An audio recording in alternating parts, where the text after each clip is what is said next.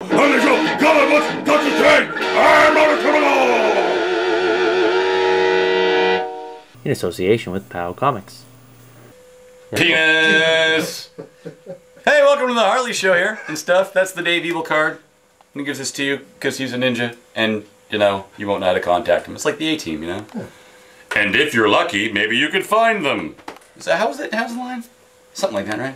Oh, and if you can find them. I'm going to shut up and talk about some goddamn comic books. We're going to cover the Spider-Man bunch of stuff right now.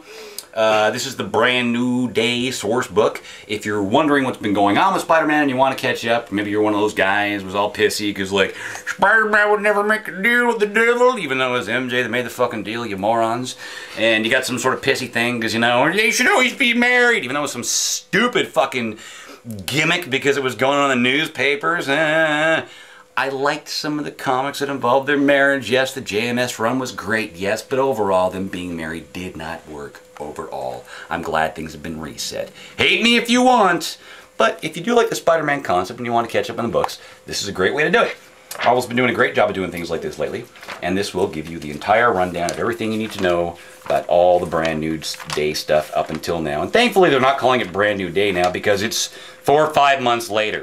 To have a storyline called Brand New Day last for like 5 months. Oh, and the people I'm looking at, by the way, you got the Dave Evil over here, Dave Evil, and our audience, Ray Chan. Yay! And in the back, of course, of the book, they got bios, and I'm a bio whore. It's great to see the anti-venom bio, all this stuff. Look at that. Bang for your buck. Oh, and they got funny little pictures here. Funny little pictures. Huh? Look, Spider-Man's holding up a bunch of stuff and his pants fell down. Yeah. I may have just made it sound like it was lame, but I really enjoyed this. If you like this sort of stuff, you know, and you want to get caught up, it's well worth it for you. What is it? $4.99? Maybe it's $1 more than it should have been, but I really liked it and think it's worth it.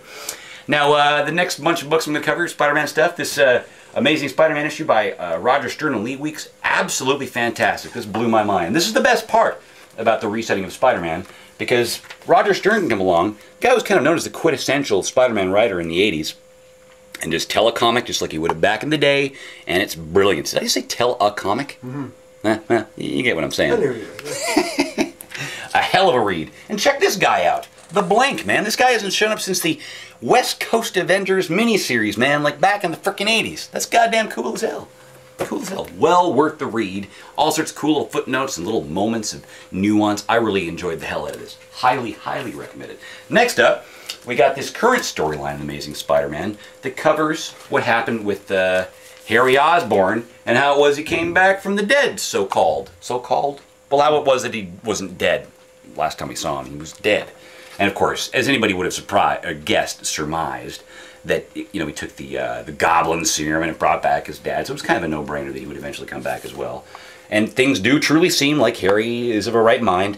This particular issue starts off following it from last issue where the Molten Man's sort of all falling apart.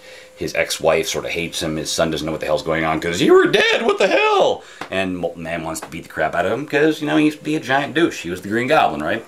Hell of a good read. There's some funny little moments here where Harry kind of bugs Peter Parker about his association with Spider-Man. Well worth the read. I've been a big fan of, who the hell writes this goddamn thing? I think it's Dan Slott. Yeah, Dan Slott. Dan Slott's a hell of a writer, with an unfortunate last name, Slott. Yeah. Mike McCone's a hell of an artist too. Well worth your time. I'd give it like a near 8, like a 7 3/4 out of 10. Maybe I'm being generous. I don't know. Next up, we got the New Warriors here, number 19. I think this is like the second to last issue. They're in the far future right now, and they're dealing with what appears to be the crazy sort of 1984 Orwellian future controlled by Tony Stark. Or is it? Because it's clearly controlled by Iron Man, but maybe Iron Man isn't Tony Stark. An interesting idea for a storyline, but it's only delivered sort of so-so. You know, if you've been following New Warriors up until now, you may as well buy the next issue. This has been the best storyline of the entire series, and it's too bad it took them this goddamn long to get here. Fun, but yeah, I can't give this honest to God any more than like 5.5, 6 out of 10, to be honest. Even though I'm enjoying it just because I'm sort of a Marvel completist and whatnot. Next up, we got the Lady Bullseye storyline, part 4. This has been fucking fantastic.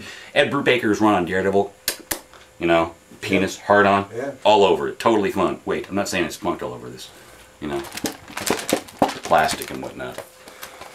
Thankfully. What the fuck am I talking about? This goddamn book is absolutely fun as hell. Absolutely fun as hell. Lark is nailing the art chores as usual. And one thing I need to make clear, a lot of people were hesitant about this idea. Lady Bullseye, what, Bullseye is getting turned into a chick now? Bullseye's not Bullseye anymore?